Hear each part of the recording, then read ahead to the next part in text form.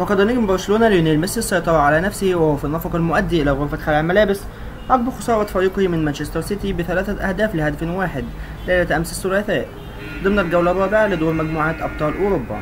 وادعت تقارير الإسبانية تعدي النجم الأرجنتيني على أحد لاعبي مانشستر سيتي لفظيا بنعته باللاعب الغبي، رافضة الكشف عن هوية ذلك اللاعب.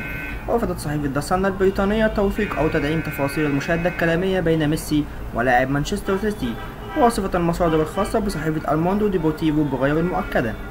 وكان ليونيل ميسي افتتح تسجيل البارسا في الدقائق الأولى من المباراة التي أقيمت على ملعب طيران الاتحاد، لكن التقدم الكتالوني لم يدم حتى النهاية، إذ تمكن رفاق جندوجان من تسجيل 3 أهداف فيما بعد.